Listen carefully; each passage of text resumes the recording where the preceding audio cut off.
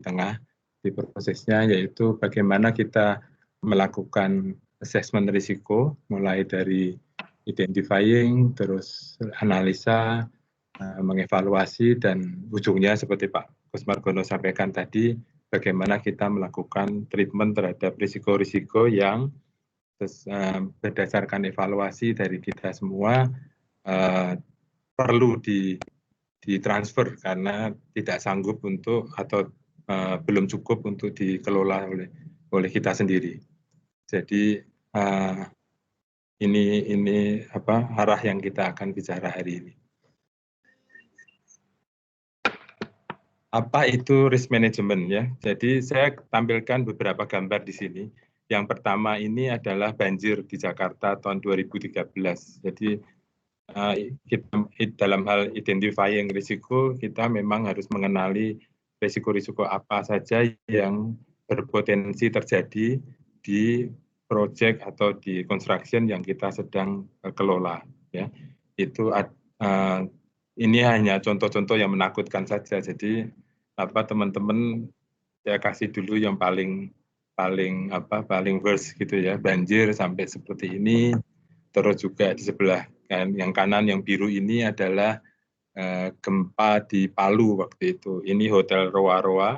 Ini sebelum gempa dan ini setelah gempa gitu. Jadi apa yang berdiri megah sebelum gempa dalam sekejap bisa berubah jadi tumpukan puing-puing yang bisa jadi rebutan teman-teman pemulung kita gitu ya.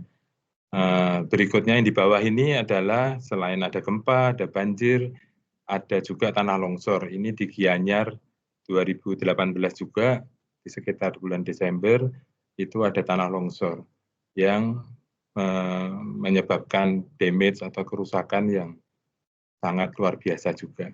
Terakhir ini kebakaran yang di kiri bawah adalah kantor kejaksaan yang paling baru saja kita ketahui. Ini di bulan Agustus 2020 kemarin ada kebakaran di tempat yang seharusnya kita merasa secara keamanan itu sangat terjaga atau sangat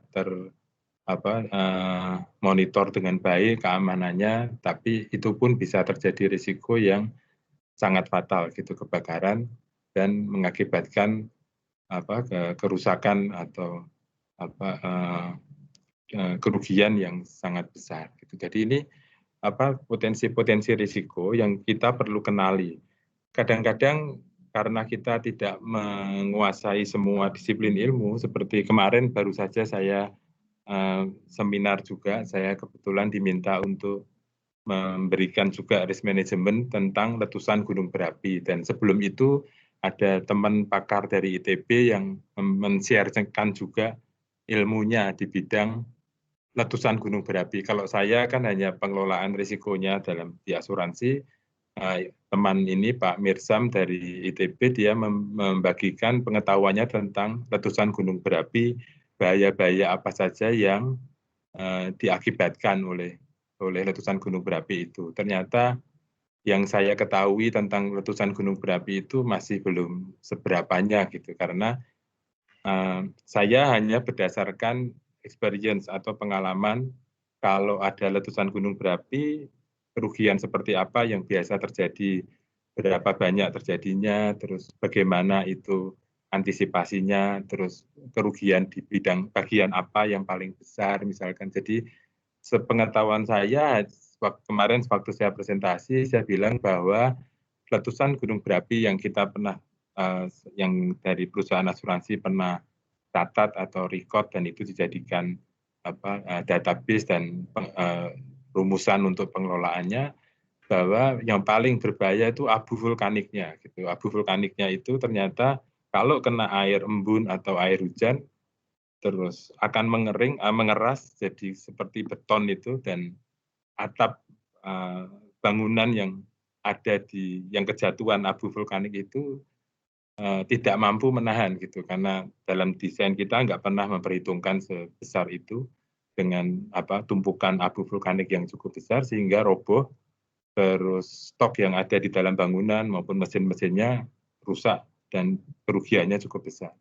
Tapi dari kemarin ternyata Bapak yang dari ITB ini menyampaikan bahayanya nggak cuma seperti itu. Gitu. Kita nggak pernah perhitungkan misalkan ikan-ikan dan sebagainya macam yang di bawah permukaan air itu ada potensi kerugian juga. Ternyata selain abu vulkanik, letusan gunung berapi, ada juga gas yang keluar dan gasnya itu bervariasi gitu. Ada yang bisa jadi H2SO4 karena yang keluar SO4 terus dan kena H2 jadi H2SO4 dan itu menjadi racun mematikan binatang-binatang di dalam air. Jadi kalau asuransi mengcover bisnis perikanan itu juga akan kena damage-nya. Jadi itu hal-hal baru mungkin kita harus explore banyak hal juga untuk mengidentify risiko-risiko atau potensi-potensi risiko yang mungkin kita akan hadapi di proyek yang kita tangani. Saya sampaikan berikut ini adalah gambar stadion Papua, stadion utama Papua Bangkit. Ini di Sentani Timur, Jayapura. Ini proyek yang dibangun oleh PT Pembangunan Perumahan, kebetulan diasuransikan di perusahaan saya bekerja. Ini gedung stadion ini sangat megah, dia berkapasitas 40.263 tempat duduk, dengan tribunnya itu 10 lantai dengan satu basement, terus dia menggunakan reinforced concrete dengan steel roof truss, terus precast paving motif. Ini proyek yang sangat waktu itu sebelum ada COVID ya, ini sebetulnya sangat diharapkan selesai pada waktunya karena akan digunakan untuk PON 2020. Harusnya tahun ini ada PON, itu diselenggarakannya harus di Sentani dan ini dibuat dalam standar internasional lapangan bolanya dan fasilitas yang ada. Jadi bahkan stadion ini mungkin teman-teman tahu merupakan nominasi 21 stadion terbaik di seluruh dunia yang dinominasikan. Belum tahu saya hasilnya seperti apa, tapi yang termasuk nominasi 21 stadion terbaik. Apa yang terjadi waktu pembangunan proyek ini? Pada saat proyek ini sudah hampir selesai, itu terjadilah banjir yang sangat besar, yang datangnya dari bukit-bukit di sekitar Sentani di situ, dan banjir ini merusakkan sebagian besar. Jadi bangunan ini kan ada stadion utamanya, di sebelahnya ada stadion untuk latihannya dan atletik gitu, atletik dan untuk stadion untuk latihan sebelum bertanding di sana. Ini stadion yang untuk latihan dan atletik ini mengalami kerusakan karena banjir itu.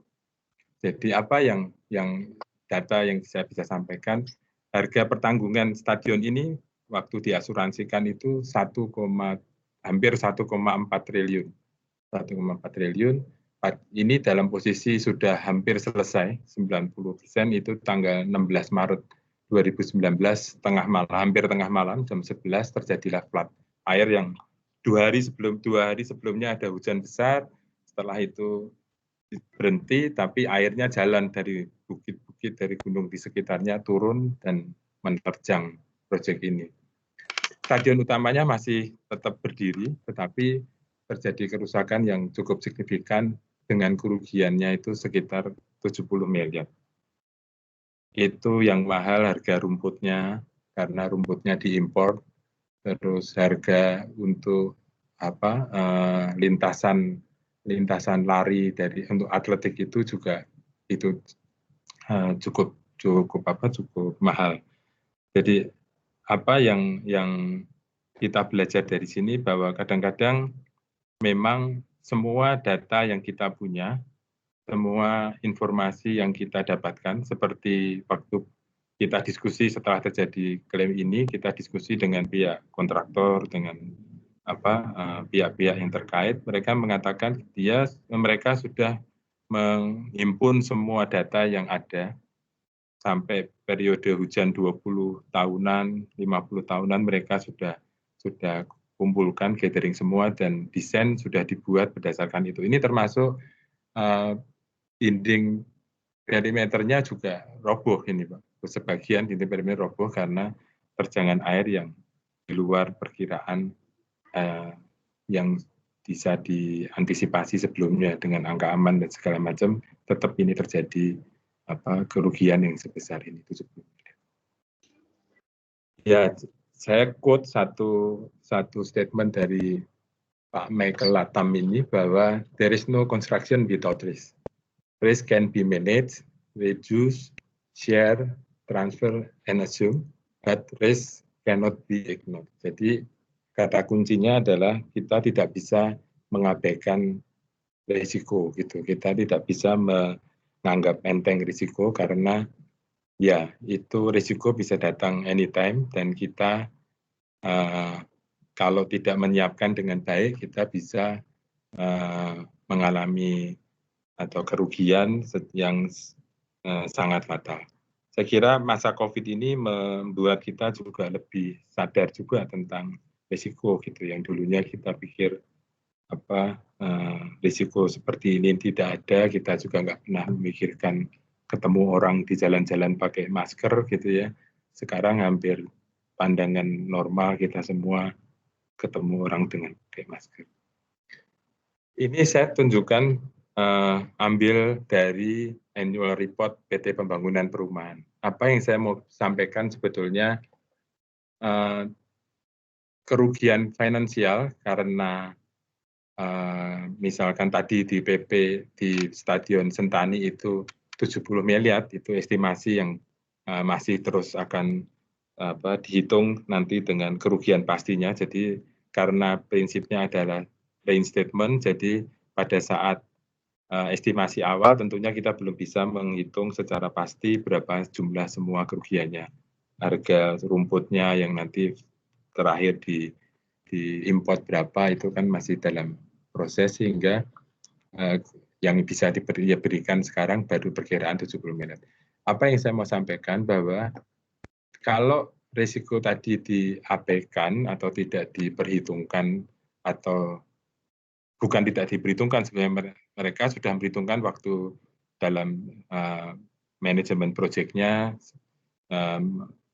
keamanan yang precaution yang dilakukan, tindakan-tindakan pencegahan yang sudah dilakukan, ternyata masih juga terjadi. Dan untuk pembangunan perumahan ini kebetulan karena kami menjadi rekanan yang hampir selalu kita dapat mengcover proyek-proyeknya, selain di Sentani ini, pembangunan perumahan juga ada klaim yang cukup signifikan itu di Danau Tempe di Sulawesi. Dia lagi reklamasi di situ, ternyata ada revitalisasi lah, bukan reklamasi, revitalisasi Danau Tempe itu 2018 klaim, 2019 klaim. Jadi tujuannya untuk membuat drainase yang bagus, semuanya pengaturan yang baik, ternyata sebelum berfungsi sudah dicobain dengan banjir yang besar sehingga apa yang sudah dibangun hilang semua.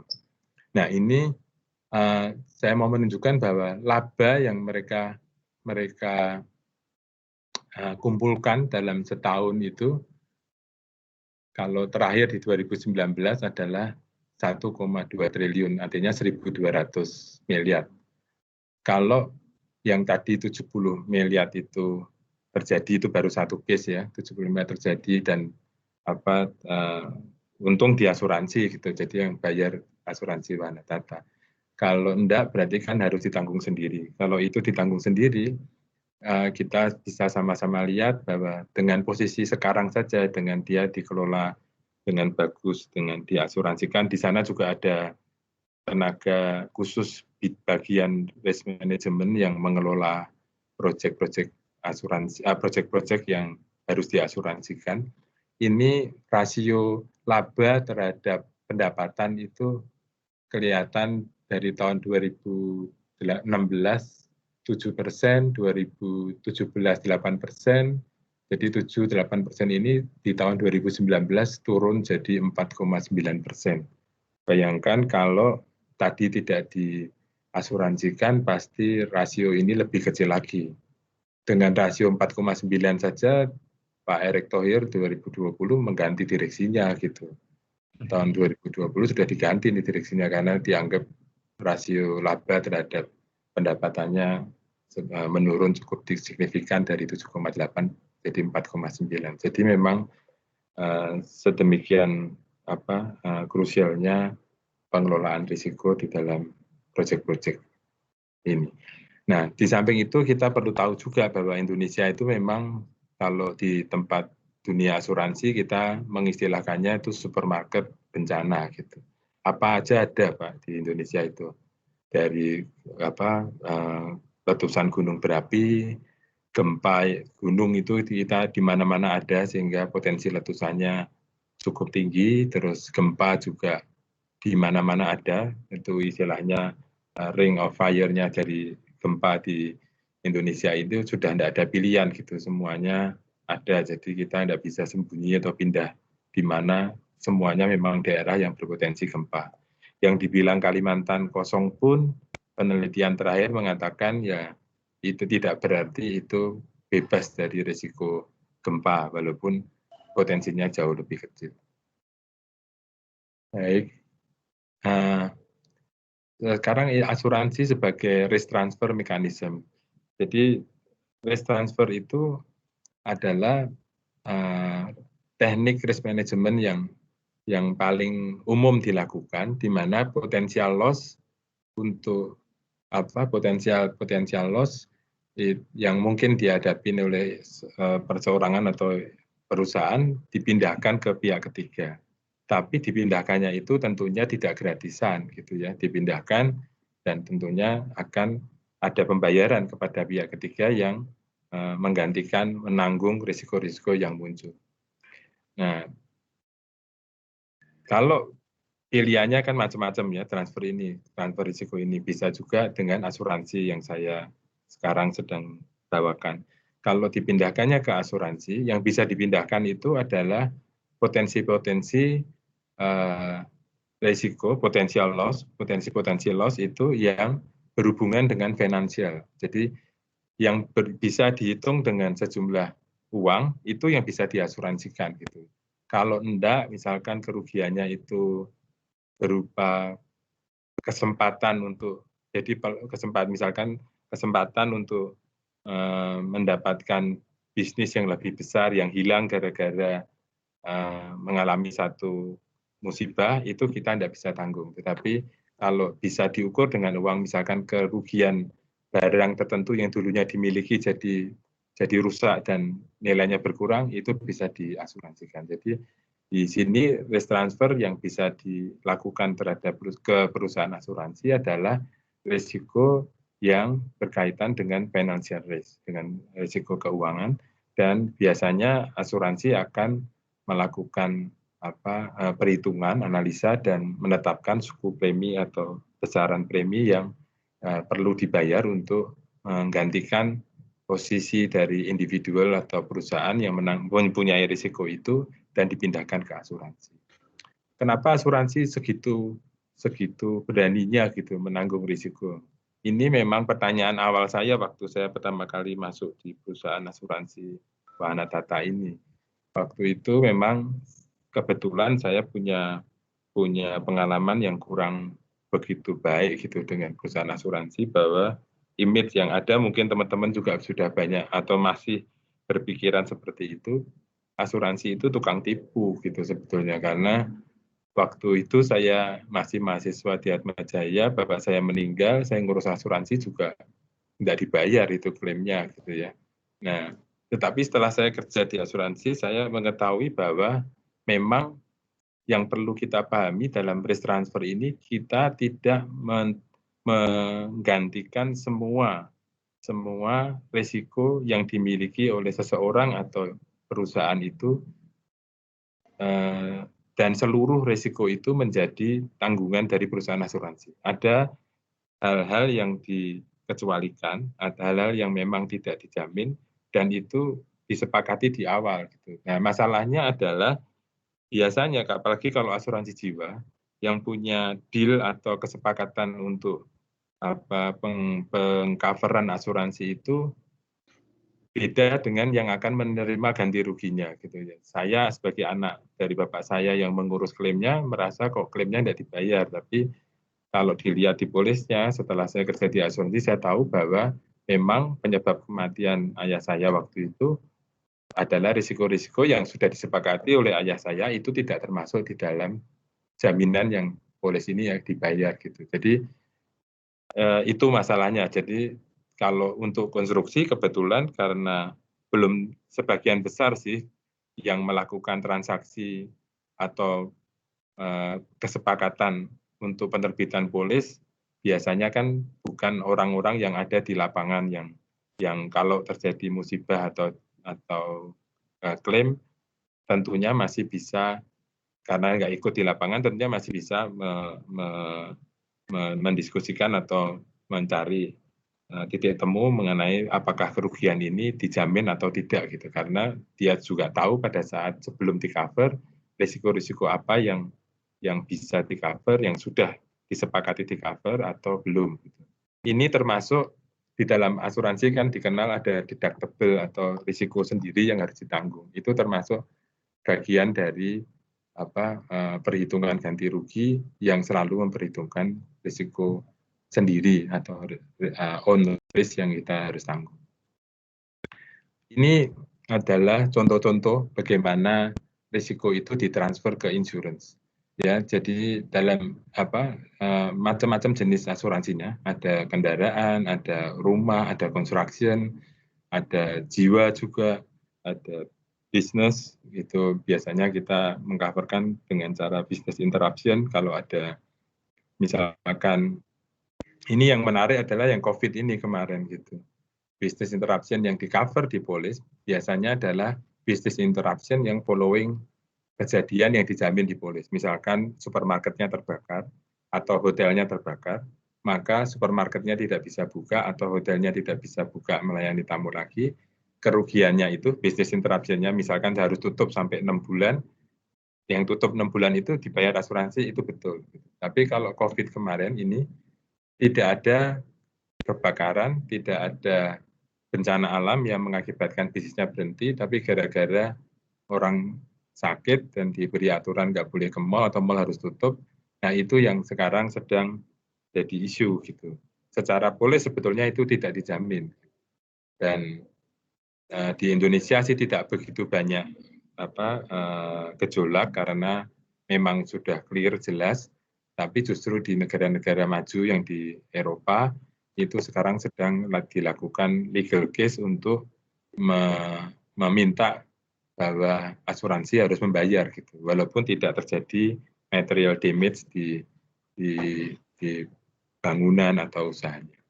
Juga ada risiko katastrof yang katastrof ini bencana alam biasanya untuk yang mungkin terjadi. Nah, transfernya dilakukan adalah ke primary insurer. Primary insurer adalah perusahaan-perusahaan asuransi seperti asuransi Wanatata itu adalah primary insurer.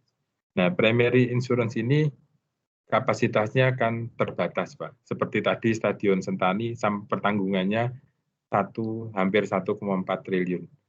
Itu kalau perusahaan asuransi ini tidak disupport oleh yang lebih gede, lebih gelap, lebih gede ini reinsurer, kita tidak mungkin mampu untuk mengcover 1,4 triliun itu.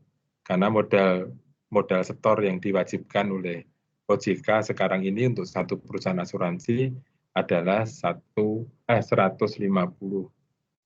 miliar gitu. Dan terus aset Wanatata misalkan itu posisi sekarang hampir 2 triliun gitu ya. Tapi kalau menanggung 1,4 kan artinya kalau kita tidak ada reinsurer ya habis-habisan gitu. Kalau sampai ada klaim 1,4 ya saya nggak digaji, terus gedung-gedung kantornya dijualin semua untuk bisa bayar. Tapi dalam mekanisme insurance itu dikenal adalah reasuransi yang seperti arisan gitu. Kita terima dari klien mengasuransikan, setelah itu dari asuransi juga direasuransikan lagi ke reinsurer-reinsurer yang mempunyai kredibilitas atau kapasitas yang jauh lebih besar sehingga mereka bisa mensupport anytime terjadi klaim di depan dia akan memberikan pembayaran atau recovery kepada perusahaan asuransi sehingga perusahaan asuransi tidak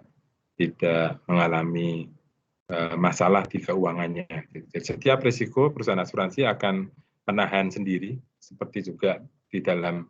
Jadi kami di perusahaan asuransi pun punya risk management untuk mengelola risiko-risiko dan berapa yang kita retain, berapa yang kita transfer juga.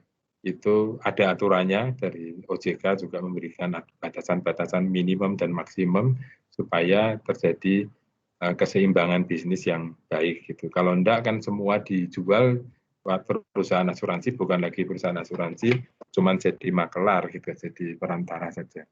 Ya, ini yang biasa kita kerjakan di perusahaan asuransi.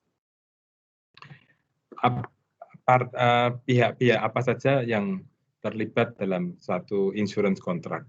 Yang secara umum kita tahu ya antara perusahaan asuransi dengan di-insured-nya, jadi tertanggungnya atau siapa yang dijamin di dalam polis asuransinya. Tapi mungkin baik saya berikan pengantar sedikit bahwa di luar dua perusahaan ini ada pihak-pihak lain yang akan terlibat di dalam perjanjian asuransi itu. Yaitu biasanya ada bank. Kalau pihak yang mengasuransikan ada kredit ke bank, ada pinjaman ke bank, biasanya bank mempunyai mempunyai ketentuan bahwa risiko itu harus diasuransikan. Supaya apa? Supaya kolateral yang ditahan oleh bank tidak menjadi kolateral yang tidak ada artinya gitu. Kalau terjadi misalkan dia pinjam menjaminkan mobilnya, kalau mobilnya hilang, banknya kan gigit jari gitu. Kalau nggak ada cover asuransinya, sehingga bank punya kepentingan. Tapi kepentingan bank ini, pihak bank ini adanya melekat ke pihak tertanggung. Ada yang disebut broker, mungkin kita kenal dan disebut broker. Broker sama, broker itu berdirinya di pihak tertanggung. Dia on behalf tertanggung, on behalf the insured untuk mencari perusahaan asuransi yang paling baik, terus coverage-nya paling pas, yang dibutuhkan oleh tertanggung itu. Nah, kita kenal juga ada istilah agent, agen asuransi. Kalau agen asuransi itu posisinya adalah di pihak perusahaan asuransi. Jadi dia perantara sama-sama seperti broker perantara, tapi agent ini on behalf perusahaan asuransi. Kalau broker on behalf di insured tertanggung. Kita juga mengenal tadi reinsurance company, saya sudah terangkan. Yang ada di belakang insurance company, dia indirect dalam hubungannya dengan tertanggung tidak langsung tapi indirect, karena yang di depan insurance company, reinsurance ini tidak akan ikut-ikutan ketemu insurance company, tertanggungnya, tidak akan ikut-ikutan rewel nanya ini itu, semuanya ke insurance company. Dan tertanggung tidak perlu tahu insurance company-nya itu siapa, atau asuransi bisa berkelit, oh reinsurance belum bayar ke saya tidak bisa bayar ke Anda. Itu juga bukan alasan, karena tertanggung hanya tahu ke perusahaan asuransi. Walaupun terakhir ini atau bukan terakhir ini, dalam tender-tender biasanya pihak tertanggung itu meminta perusahaan asuransi itu juga melampirkan daftar perusahaan yang menjadi reasuransinya.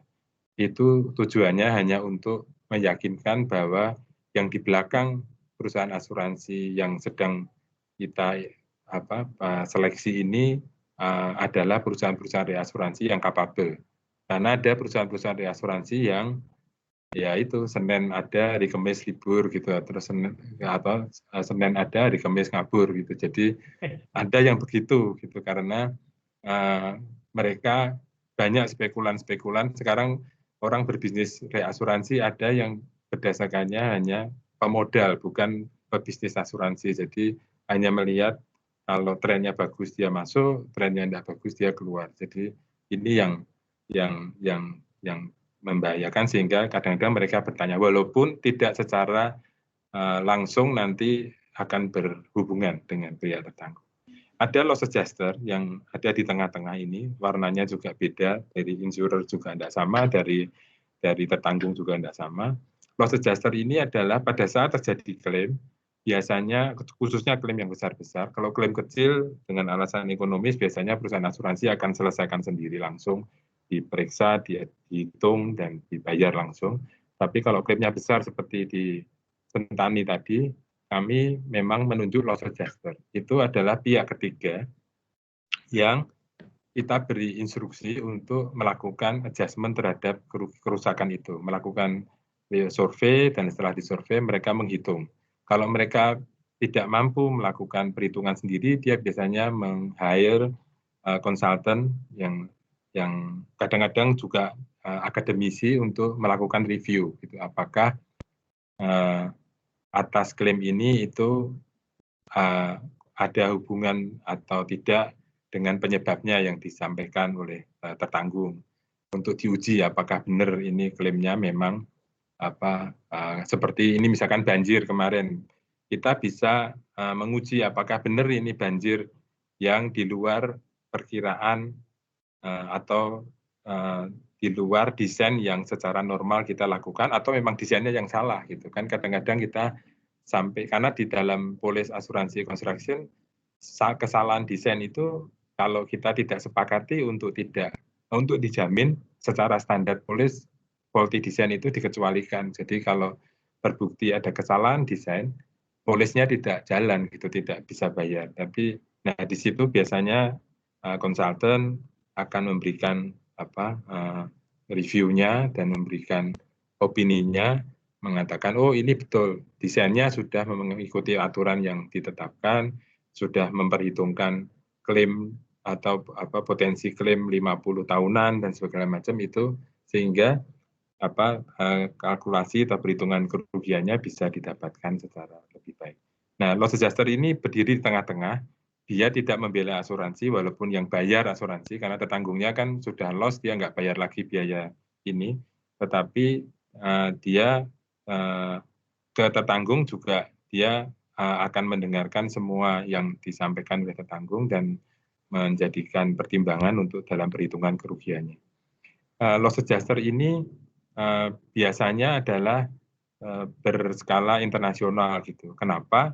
Karena laporan dari loss adjuster ini nantinya selain untuk menghitung kerugian yang kita nanti akan bayar ke tertanggungnya, laporannya ini juga dipakai oleh perusahaan asuransi untuk waktu kita minta recovery ke perusahaan reasuransi ini. Teman-teman bisa bayangkan, perusahaan reasuransi ini kan tidak pernah lihat stadion Sentani. Dia tidak pernah datang, bahkan kalau kami perusahaan asuransi masih datang untuk survei, lihat, oh daerahnya seperti ini, dan segala macam. Kalau klaim juga kita lihat, oh benar-benar ini ada air yang masuk, lumpurnya sedemikian banyak, trek larinya rusak, rumputnya rusak.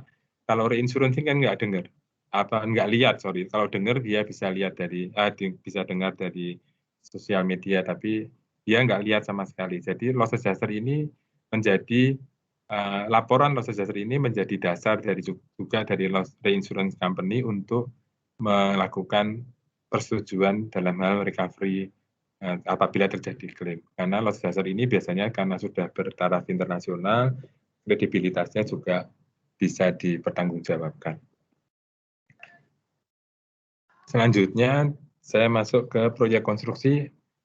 Siapa yang bisa jadi tertanggung kita? Dalam proyek konstruksi kan kita tahapan-tahapan, saya sederhanakan ya Pak, mungkin teman-teman ada yang punya detail lebih lengkap lagi, tapi saya sederhanakan dari perencanaan. Setelah perencanaan ada pengadaan atau tender, untuk milih kontraktornya siapa semua, terus akan ada pelaksanaan, tahapan pelaksanaan, ada tahapan di pemakaian, terus ada tahapan perawatan.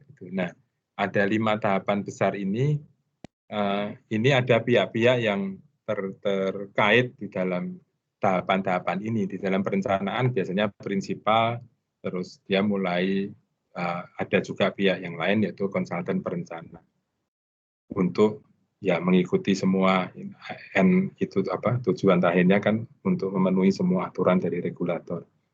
Terus di tahapan pengadaan biasanya prinsipal dia mulai undang banyak kontraktor, mungkin 2, 3, atau 4, terus di tender dan segala macam, akhirnya diputuskan siapa yang menang. Nah, di dalam perencanaan biasanya asuransi hanya terlibat kalau konsultan ini punya professional indemnity. Biasanya belum banyak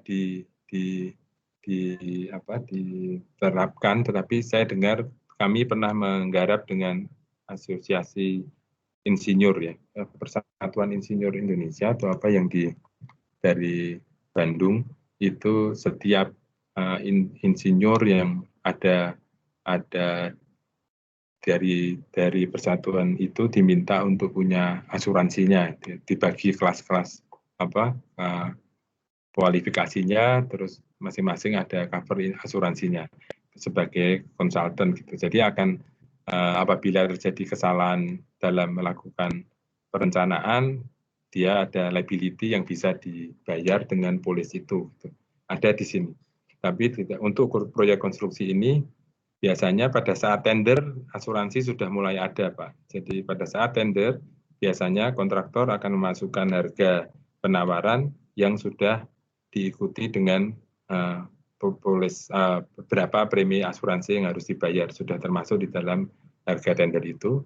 Selain itu juga pada saat tender mereka biasanya diminta memasukkan juga bid bond itu. Jadi pada saat tender kan supaya setelah menang nggak ngabur gitu. Jadi dia harus memberikan jaminan berapa persen dari harga penawaran itu yang akan cair kalau dia ditunjuk sebagai pemenang tapi tidak perform untuk melaksanakan proyeknya. Sehingga itu jaminan akan cair dan pemenang tender kedua yang akan menggantikan sebagai pemenangnya. Nah ini terlibat juga sudah asuransi sudah ada di sana, risk transfernya sudah ada. Bisa juga jaminan atau bid bond itu bukan dari perusahaan asuransi, bisa juga dia minta ke bank gitu kalau prinsipalnya menghendaki bukan asuransi tapi bank, misalkan garansi bank yang dimintanya itu bisa asuransi bisa bank. Nah setelah menang biasanya bid bond ini akan ditukar dengan performance bond. Gitu. Kita harus memberikan kontraktor harus memberikan lagi performance bond yang menjamin bahwa uang muka yang sudah dibayar nanti dipakai untuk benar-benar menyelesaikan pekerjaannya. Ini baik kontraktor maupun supplier kita bisa juga ada jaminan uang muka, jadi untuk advance payment bond itu untuk menjamin atau mengcover risiko-risiko di sini. Terus dalam pelaksanaan saya kira jelas kontraktor supplier seperti tadi di Stadion Sentani tadi kontraktor biasanya punya asuransi, supplier juga biasanya punya asuransi. Kalau konsultan pengawas biasanya tidak ada. Nah setelah pemakaian prinsipal kontraktor sudah tidak bertanggung jawab, makanya di polis konstruksi biasanya pada saat sudah serah terima liability atau tanggung jawab kontraktor berakhir, tapi dia terbatas kepada tahapan perawatan saja, risiko perawatan gitu. Itu masih dijamin di polis asuransi, tapi risiko karena pemakaian itu sepenuhnya menjadi risiko dari prinsipal. Biasanya prinsipal langsung membeli polis yang lain yaitu polis asuransi kebakaran atau property risk yang mengcover risiko-risiko pemakaian. Nah, setelah itu perawatan seperti tadi saya sampaikan ada bagian kontraktor yang perlu tetap mengcovernya, tapi juga ada prinsipal yang terlibat di sana. Jadi siapa yang bisa jadi tertanggung atau di-insure pada tahapan-tahapan konstruksi ini, itu kontraktor, supplier, dan prinsipal. Masing-masing sesuai dengan tahapannya, bentuk asuransi atau pertanggungan yang disiapkan tentunya berbeda. Nah, itu bisa dikomunikasikan pada saat permintaan asuransi.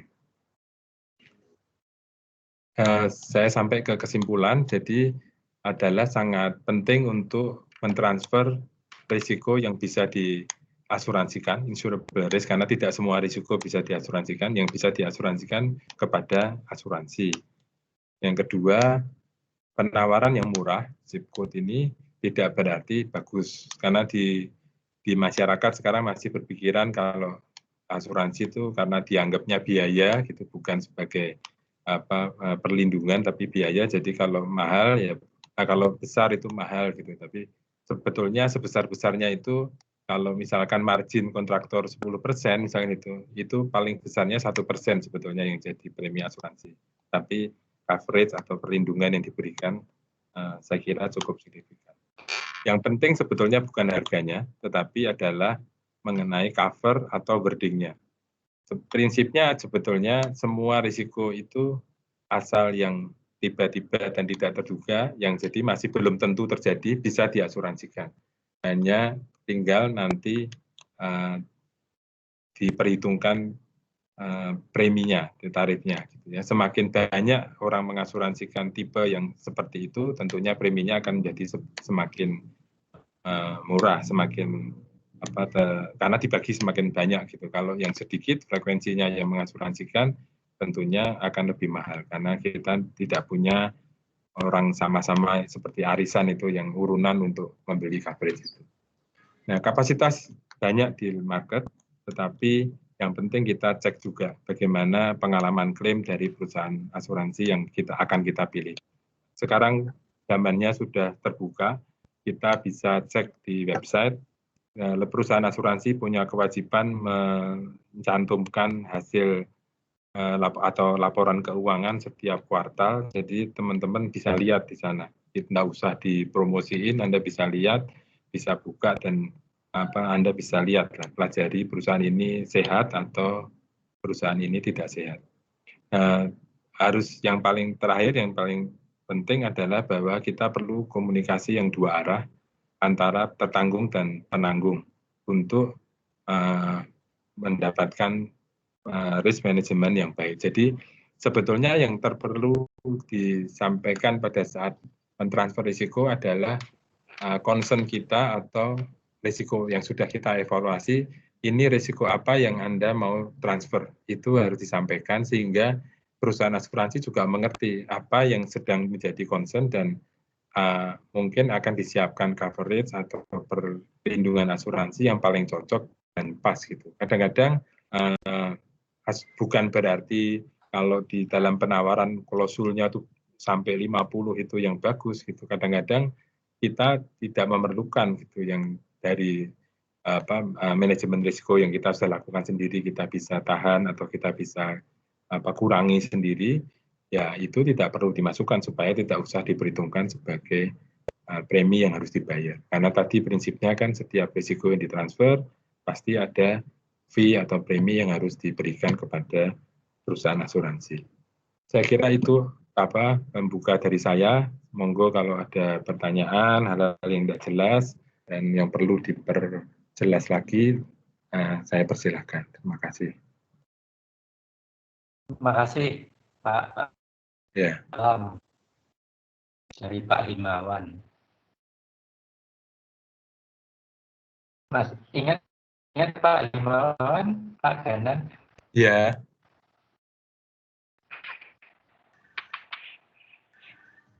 Pertanyaan suruh nanyain Pak Himawan.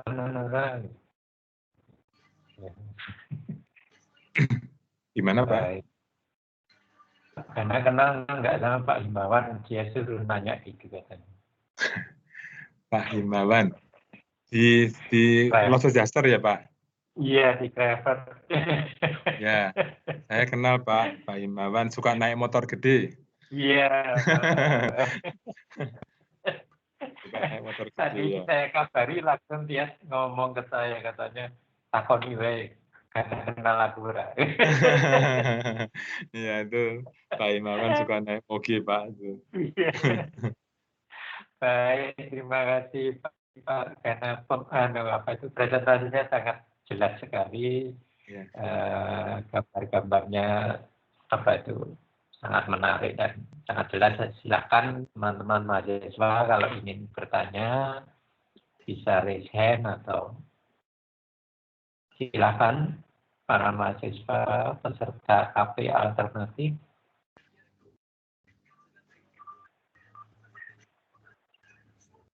Siapa?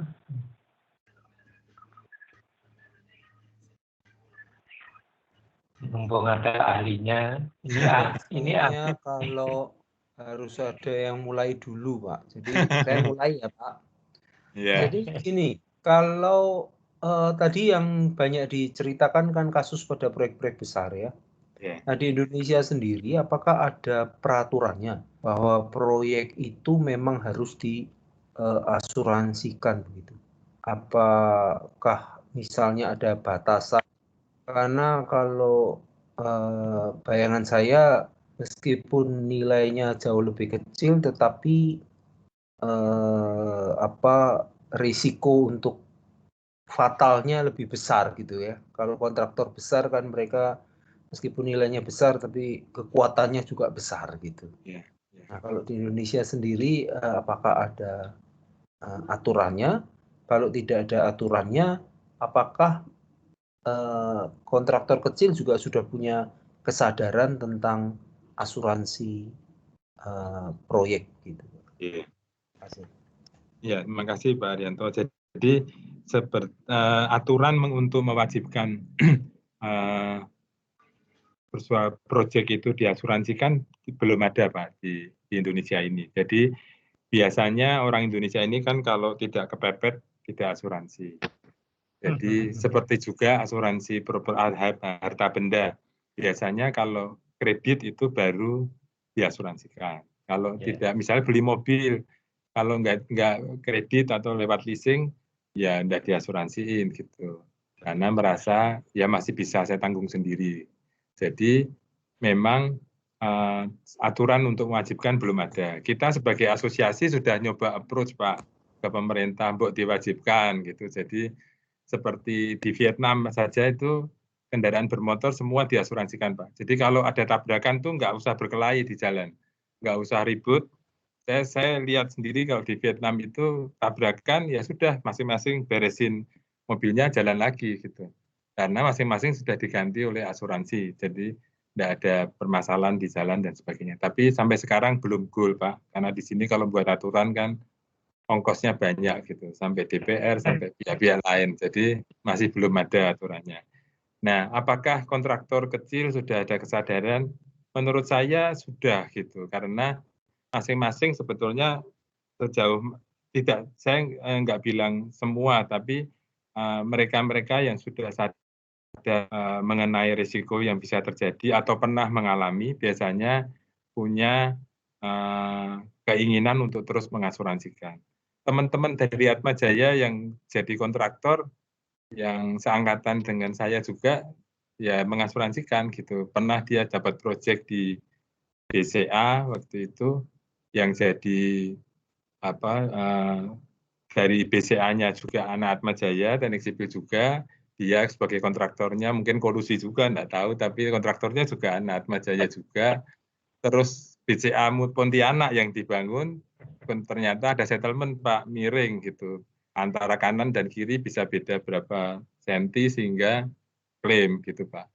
Nah, ya itu satu teman sebagai prinsipal, satu teman sebagai kontraktor, itu menarik juga. Jadi itu hanya satu gedung BCA, satu bangunan, satu BCA sederhana, dan kontraktornya pun juga ya teman-teman kita lah, masih belum kelas yang besar-besar gitu. Tapi sudah ada sih. Jadi itu tergantung masing-masing, dan secara bisnis memang engineering bisnis ini untuk konstruksi ini masih jauh sih, secara portfolio bisnisnya masih jauh dibanding asuransi rumah tinggal atau bangunan pabrik dan asuransi kendaraan bermotor.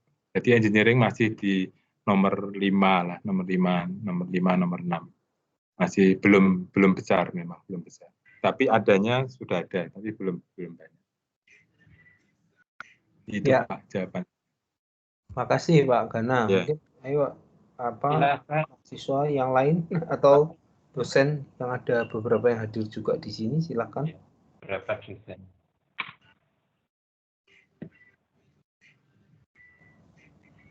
Sebetulnya orang yang punya latar belakang teknik sipil ini punya potensi atau punya kesempatan untuk masuk di asuransi di bidang yang seperti saya geluti gitu Pak, underwriter. Jadi saya ini kan pernah jadi marketing beberapa tahun, terus mungkin nggak cocok gitu Pak ya, orang teknik jadi marketing tuh nggak bisa ngomong gitu Pak. Jadi terus saya dipindahkan ke bagian teknik underwriter. Jadi masih ada hubungannya lah, ada teknik-tekniknya walaupun teknik asuransi. Nah, saya di departemen saya kebetulan punya kepala bagian properti yang hire itu teknik sipil dari Trisakti, terus dari Parayangan nangani klaim, teknik sipil juga, terus ada satu lagi yang menangani marine cargo itu juga dari teknik sipil juga. Gitu. Jadi ya kita bahasanya lebih enak gitu, bicaranya juga logika berpikirnya sama gitu Pak. Jadi kadang-kadang kalau ketemu orang hukum kan logikanya agak beda Pak ya, kita tidak nyambung kalau bicara. Lulusan yang baru saya masukkan juga di itu perusahaannya Pak Himawan itu, Loss Adjuster. Oh ya. Itu Pak. Iya, ada 3 orang aja sekarang di sana. Di sana ada Pak Andoko juga, angkatan di bawah saya 1 atau 2 tahun ya Pak Andoko. Ya. Ya. Lukas juga kan di sana ya. Iya, Lukas Tandri ya. Monggo Pak atau teman-teman kalau ada pertanyaan. Mahasiswa, dosen, Bu Kiki mau tanya. Ya Pak, mungkin sedikit aja Pak. Selamat sore Pak Gana, terima kasih atas presentasinya. Tadi mengenai risk management menarik sekali. Tapi saya mau tanya lebih ke arah gimana ya Pak, praktikalnya gitu. Jadi di Indonesia ini kebiasaan membaca itu kan sangat masih sangat kurang gitu. Sedangkan yang namanya polis asuransi itu peraturannya itu bisa berlembar-lembar semua, hurufnya kecil-kecil panjang sekali gitu. Nah, sudah gitu belum lagi kalau ada risiko bahwa yang dituliskan di situ tidak dipahami oleh si yang si pembayar preminya gitu. Nah, itu apakah gimana ya? Maksudnya apakah pihak asuransi sendiri itu semacam punya tips gitu untuk si pembayar premi ini agar dia mau membaca dan kemudian juga mau mempelajari tentang semua maksudnya semua peraturannya agar nantinya tidak terjadi pada saat misalnya terjadi sesuatu dan mereka sudah marah-marah sudah sampai mau main mau menuntut secara hukum dan lain sebagainya padahal sebenarnya itu tidak tertulis memang gitu. Jadi menghindari konflik yang lebih parah itu apakah pihak asuransi sendiri punya suatu metode yang bisa dipakai untuk menghadapi hal seperti ini, Pak? Iya. Terima kasih Bu. Saya panggilnya Bu Agustina ya, Bu. Oh iya. Ya, terima kasih. Jadi gini Bu, memang sebetulnya di dalam asuransi itu kan dikenal prinsip itikad sangat baik, utmost good faith gitu ya. Jadi sebetulnya kenapa dibuat kecil-kecil, karena sampai kecil-kecil pun masih banyak gitu, seperti Ibu bilang, masih berlembar-lembar. Maunya sebetulnya kita buat lebih besar supaya bisa dibaca lebih enak gitu ya, tapi mungkin orang semakin malas lagi membaca kalau itu lebih tebal. Jalan yang paling kita bisa lakukan memang biasanya, tapi ini untuk yang gede-gede, yang untuk besar-besar, kita memang memberikan sesi presentasi atau penjelasan mengenai coverage yang kita berikan gitu. Karena memang untuk membaca polis asuransi ini jujur tidak mudah Bu, gitu. Tidak mudah karena bahasa asuransi itu juga mungkin beda dengan buku-buku dengan bahasa teknik gitu. Jadi tidak semua juga bisa memahami dengan sempurna gitu ya, dengan sempurna. Jadi lebih baik memang diminta perusahaan asuransi yang akan kita ajak kerjasama untuk menerima transfer risiko ini untuk mempresentasikan supaya itu tadi yang saya sampaikan di closing bahwa perlu ada two-way communication supaya kita yang mau mentransfer risk-nya itu tahu persis bahwa yang saya transfer ini nyampe benar nih. Semuanya sudah diterima atau diaksep oleh perusahaan asuransi sehingga kita yang mentransfer itu merasa yakin apabila ada risiko itu terjadi itu pasti akan tercover gitu. Walaupun yang bisa saya sampaikan seperti kemarin terakhir pengalaman COVID terjadi juga risiko yang di polis tidak dicantumkan, tertanggung maupun penanggung juga tidak terbayang gitu bahwa ada risiko seperti ini yang benar-benar terjadi dan akibatnya juga cukup signifikan sehingga selalu itu ada Bu. Nanti ada satu atau 2 hal yang terjadi yang kita akhirnya baru sadar bahwa definisi yang ada di polis atau pemahaman kita tentang risiko tadi seperti saya sampaikan ternyata masih harus diperbarui lagi gitu. Kami ada polis yang mengcover MRT Jakarta ini Bu, kebetulan kami dipercaya untuk mengcover juga. Itu juga mereka ini kan tiba-tiba penumpang yang sehari 100.000 tiba-tiba bisa sekarang tinggal 25.000 gitu setiap hari. Jadi mereka mengalami shortage yang sangat besar sehingga mereka mencoba untuk mengklaim business interruption gitu. Bahwa dengan adanya aturan dari Bapak Gubernur mengakibatkan bisnisnya dia mengalami kerugian gitu. Nah itu di polis belum diatur Bu, karena memang tidak sampai berpikir ada potensi risiko yang seperti itu. Nah dalam hal-hal seperti ini akhirnya ya kita biasanya berkompromi kalau ini. Tapi kalau kembali ke pertanyaan semula pertanyaan awal, cara apa yang dipakai? Ya biasa kita pakainya dengan melakukan presentasi atau penjelasan mengenai coverage yang kita berikan. Dan itu biasanya kita notulensikan, terus kita sama-sama sepakati. Dari pihak tertanggung, biasanya kalau nggak mau repot Bu, ada tertanggung yang lebih baik saya manggil broker saja. Insurance broker itu yang notabene memahami asuransi, tapi dia ada di posisi dari tertanggung, dari klien, sehingga mereka akan membantu klien kalau terjadi klaim atau bisa menjelaskan secara lebih enak didengar, karena ini bukan pihak yang sedang berhadapan-hadapan, biasanya ini kan pihak di pihaknya yang bisa menjelaskan dan biasanya bisa diterima. Itu juga ada tertanggung yang memilih cara seperti itu dengan tentunya mengorbankan potongan premi yang biasanya bisa dinikmati full, sebagian harus di-share ke broker itu. Itu sih Bu, biasanya di asuransi seperti itu. Walaupun sudah diatur begitu, tapi case-case yang masih belum bisa diterima tetap ada Bu. Jadi ya bagian saya juga itu kalau pas ketemu orang-orang lagi emosi, marah-marah, yaitu 32 tahun ini salah satu tugasnya yaitu Bu. Imun turun loh Pak nanti. Iya. Yang Tapi turun kan yang ya. marah Bu.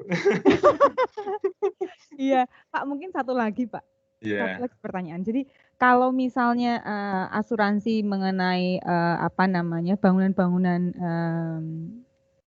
yang ada di Indonesia gitu, apakah asuransi ini tuh sebenarnya tipe-tipenya bisa berbeda negara satu dengan yang lainnya gitu. Misalnya kalau misalnya di contoh mungkin waktu dulu saya di Jerman itu ditawari gitu, bahkan ketika misalnya kunci hilang, kemudian misalnya ya maksudnya sampai ke detail itu gitu, ketika kita masuk apartemen dan kunci kita hilang itu tuh dijamin oleh asuransi. Tapi apakah di Indonesia tuh sampai yang sedetail itu gitu? Yeah. Ini saya nggak paham benar Pak mengenai asuransi, maksudnya tipe-tipenya yang biasanya ada di Indonesia itu yang seperti apa? Kalau yang pernah masuk tawaran ke saya itu adalah yang kalau untuk resiko kebakaran gitu. Yeah. Kemudian saya kejar kalau untuk resiko bencana alam ada nggak gitu kan? Ternyata dia belum ada gitu. Tapi apakah memang ada kalau di Indonesia yang tipe-tipenya itu Pak? Ya, jadi memang di Indonesia itu Bu ada istilahnya polis standar Bu yang diterbitkan oleh asosiasi dan semua perusahaan asuransi punya produk itu. Tapi seperti kebakaran tadi memang secara standar ada namanya PSAKI, Polis Standar Asuransi Kebakaran Indonesia, itu coverage-nya sangat limited, itu untuk hanya kebakaran secara mendasar yang pokok saja. Terus ada tambahan-tambahannya itu juga sudah ada klausul yang dibuat oleh asosiasi secara standar Bu. Misalnya ditambah kerusuhan, ditambah gempa, ditambah banjir, semua ada polis standarnya Bu. Nah, tetapi masing-masing perusahaan biasanya membuat juga produk-produk inovasi yang dibuat. Nah, itu masing-masing bisa melakukan inovasi untuk menambah menarik produk yang dari mereka. Tentunya itu bukan lagi polis standar, jadi bukan standar tapi polis yang sudah non standar gitu Bu. Nah, sebelum dijual aturan di Indonesia ini kita harus lapor ke OJK, minta izin, dan setelah dapat izin baru itu dijual. Nah, apakah ada produk persis dengan yang di luar negeri? Biasanya sih enggak ada yang persis sama, kecuali perusahaan itu memang perusahaan yang dari negara yang misalkan dari Jerman, di sini ada Allianz gitu. Nah, Allianz mungkin dia punya policy menjual produk yang dari induknya dari Jerman di sini atau enggak, ya mereka punya policy. Kalau memang ada policy yang dia boleh menjual, tentunya dia jual juga gitu. Tapi ya itu yang tidak standar, tapi yang standar yang biasa dijual umum itu ada produknya, polisnya standar, kalimat-kalimatnya persis di polis itu sama persis. Hanya perusahaannya masing-masing yang menjualnya gitu, Bu. Jadi ya itu yang ada. Seperti kami bahkan kita ada istilahnya sudah dijual secara digital itu untuk selfie insurance gitu. Jadi kalau sampai foto selfie ada ya itu inovasi-inovasi lah Bu. Jadi mungkin di luar juga sudah ada misalkan di Korea atau apa, tapi ya masing-masing melakukan inovasi, tapi biasanya marketnya belum banyak kalau begitu Bu. Nah, padahal hitungan asuransi kan kita ada hitungan bilangan besar ya Bu. Kalau risiko hanya sedikit itu biasanya preminya mahal dan itu jadi susah dijual. Ya biasanya melakukan risetnya yang agak melelahkan gitu, karena kita biasa memperhitungkan potensi marketnya, kalau banyak ya bisa dijual supaya ya ada bisnisnya ini ada profitnya gitu Bu. Kalau enggak biasanya akan jadi kurang bisa berkembang gitu Bu, kalau jumlahnya sedikit. Itu sih. Terima kasih. Ya, terima kasih Pak. Silakan. Bonifasius.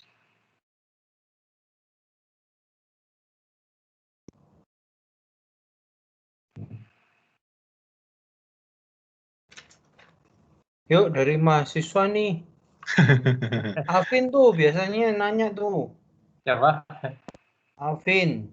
Oh, Alvin. Oh ya, Alvin. Santo Putra. Halo, Alvin. Mungkin jamnya yang bikin ngantuk ya Pak. Belum ada pertanyaan Pak dari saya. Saking menariknya ya presentasinya ya. Atau susah dipahami. Enggak jelas kok.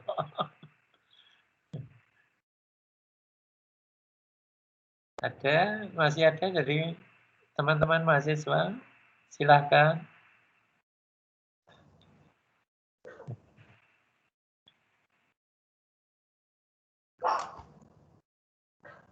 Itu Timotius. Oh, Timotius, silakan. Selamat siang Pak. Ya. Aku cuma mau nanya, kalau perusahaan menurut Bapak perusahaan asuransi yang tidak baik itu seperti apa sih Pak? Soalnya misalnya kita sebagai orang yang mau nyari premi yang pas untuk proyek kita harus bisa pilih-pilih juga gitu, yang mana yang jelek, yang mana yang baik penawarannya gitu. Terima kasih Pak. Iya. Baik, terima kasih pertanyaannya. Agak susah dijawab ini, bagus sekali dan susah dijawab gitu ya. Jadi perusahaan sebetulnya begini, kalau dari kami sebagai sesama perusahaan asuransi, sebetulnya untuk scope of cover atau coverage itu ya kalau kita mau bukan soal baik nggak baiknya, tapi kita harus milihnya yang pas gitu ya. Seperti tadi saya bilang, kalau Anda punya risiko yang mau ditransfer itu A misalkan gitu, tapi justru di risiko itu perusahaan asuransinya mengecualikan gitu, katakanlah Anda membangun satu proyek sebelahnya itu berhimpitan, jadi mepet gitu ya, terus Anda harus pakai fondasi yang punya potensi akan membuat kerusakan di bangunan di sebelahnya. Anda sudah perhitungkan walaupun pakai bore pile, walaupun itu masih ada kemungkinan bisa merusakkan sebelah misalkan gitu ya, dan itu sudah dicoba diantisipasi, masih ada potensi walaupun tidak besar, tapi Nah, berarti Anda perlu coverage itu gitu. Nah, secara standar sebetulnya vibration settlement atau apapun itu dikecualikan. Nah, kalau asuransinya mengecualikan, tetap mengecualikan, padahal sudah di awal dijelaskan kita perlu coverage itu, ya jangan dipilih gitu, karena kebutuhan kita tidak cocok gitu dengan coverage yang diberikan.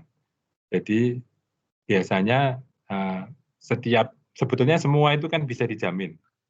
Di standar memang dikecualikan, tapi kalau mau dijamin ada tadi itu yang saya sampaikan, ada kompensasi premi yang harus ditambahkan gitu. Nah, tinggal nanti kita sebagai pihak kontraktor harus memperhitungkan apakah worth it gitu, yang premi yang saya tambahkan, ya apa yang diminta ditambahin untuk dibayar dengan risiko yang saya pindahkan itu cocok gitu. Kalau kemahalan ya ditawar. Kalau ditawar nggak bisa, ya cari asuransi lain yang bisa gitu, sebesar apa angka premi yang menurut kita relevan atau cocok dengan risiko yang kita mau transfer. Yang paling penting menurut saya itu risiko apa yang kita mau transfer, apakah itu benar-benar terakomodasi, termasuk dalam penetapan deductible gitu. Jadi setiap coverage biasanya ada deductible-nya. Setiap klaim yang mau diajukan, nanti risiko sendiri yang ditanggung berapa. Nah, teman-teman juga harus lihat risiko sendirinya itu seberapa besar gitu. Kalau Anda perhitungkan, biasanya asuransi menghitung juga gitu. Jadi risiko yang kita biasanya berikan deductible itu, kalau risikonya ini sangat potensial terjadi, biasanya kita memberikan deductible itu sebesar potensi risiko yang akan sering terjadi. Jadi misalkan, mau dijamin terhadap vibration yang kemungkinan rusak karena vibration itu mau minta dijamin, oke. Dari kita secara teknis berdasarkan data kita juga akan apply deductible-nya misalkan berapa persen dari klaim itu setiap itu kita minta ditanggung sendiri, sisanya baru diberikan ke asuransi. Nah, itu harus diperhatikan di situnya. Soal lain sih mungkin orang keuangan lebih bisa melakukan analisa soal financial kekuatan keuangan dari perusahaan asuransi tersebut lagi sedang sehat atau sedang susah gitu, karena sekarang ini memang dengan kondisi COVID seperti ini kita juga harus hati-hati gitu. Bisnis kan banyak turun, terus investasi juga turun, sehingga perusahaan-perusahaan yang tidak mengelola keuangan secara baik di kemarin-kemarin sekarang memang sedang berat gitu. Tapi saya enggak pada posisi untuk menginfokan nama-namanya, nanti saya bisa di komplain teman-teman. Ya, tapi yang itu orang keuangan bisa membaca, biasanya manajer keuangan atau bagian keuangan bisa melihat bahwa ini sedang tidak wajar gitu laporan keuangannya, dia perbandingkan dengan periode sebelumnya dan sebagainya. Itu sih. Tapi untuk teknik, bagian teknik kita lebih ke coverage, lebih ke deductible, itu yang kita harus perhatikan. Berarti untuk apa? Untuk menganalisa sebuah perusahaan asuransi pakai mungkin konsultasi dulu ke orang finance gitu sebelum ambil perusahaan asuransi itu penting ya, Pak? Bisa, atau kita tetapkan beberapa tender itu misalkan ditetapkan bahwa perusahaan asuransi yang modal setornya sekian yang boleh ikut gitu. Itu biasanya dilakukan oleh panitia tender seperti itu. Jadi terus diminta untuk memberikan pengalaman mengcover risiko-risiko sejenis, misalkan gitu. Itu masing-masing perusahaan harus melampirkan daftar polis-polis asuransi yang pernah diterbitkan untuk mengcover risiko sejenis. Itu menolong kita untuk melakukan seleksi juga gitu. Jadi ini perusahaan ini belum pernah cover, ini ternyata baru sekali ini dapat project. Nah, itu biasanya dapat penilaian lebih sedikit dibanding yang memang sudah sering mengcover. Terus ya itu tentang apa modal yang dia sudah dimiliki sampai sekarang. Terus dari OJK kan setiap perusahaan ada aturan rasio-rasio keuangan yang harus diperhatikan. Nah, apakah itu fulfill gitu, memenuhi semua enggak? Rasio kecukupan investasi, rasio itu semua dari kita sebagai lembaga keuangan non-bank diminta untuk mengikuti itu. Gitu. Jadi kalau biasanya kalau sudah mengikuti itu biasanya akan lebih aman sih secara keuangan. Nah, tanpa harus membuka itu biasanya, atau yang boleh ikut adalah berapa besar, kan perusahaan asuransi Indonesia banyak, ada 70 lebih, 74. Nah, kalau Anda batasin sampai 15 besar atau sampai 20 besar, biasanya juga sudah lebih terseleksi ya gitu. Ya, itu sih tergantung besar kecilnya proyek juga memang. Oke, terima kasih Pak. Ya, sama-sama. Masih ada dari teman-teman mahasiswa? Silakan.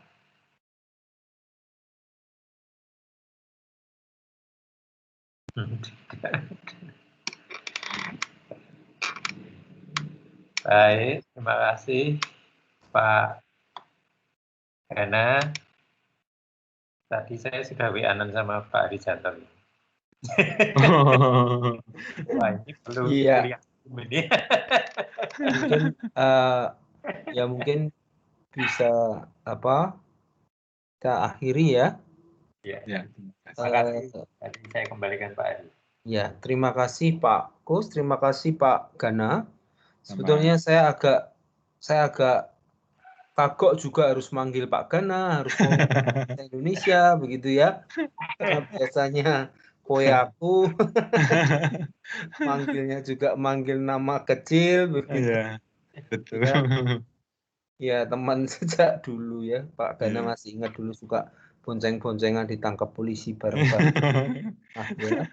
Tapi sampai sekarang saya kalau ke Jakarta masih ketemuan dengan Pak Gana ini. Yeah.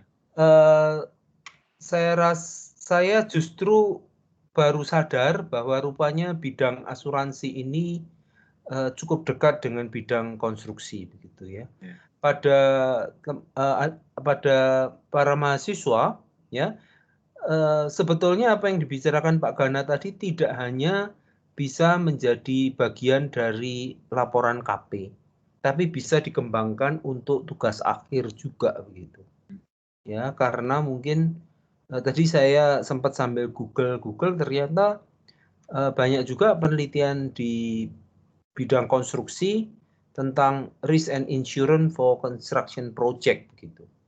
Ya, di banyak negara itu banyak dilakukan. Mungkin di Indonesia belum banyak dilakukan. Ini menjadi peluang ya. Mungkin tidak hanya mahasiswa, mungkin nanti dosen juga bisa berkolaborasi dengan, karena sekarang kan banyak tuntutan untuk kerjasama antara perguruan tinggi dengan industri gitu. Mungkin nanti bisa penelitian bersama. Bahkan tadi pagi ya Bu Kiki juga ikut waktu kami bicara tentang kurikulum merdeka dengan Pak Abduh ya, Warek 2-nya ITB. Salah satu yang dikatakan adalah sekarang kuliah itu bisa diberikan oleh praktisi begitu. Jadi kuliah itu memang diasuh oleh praktisi begitu.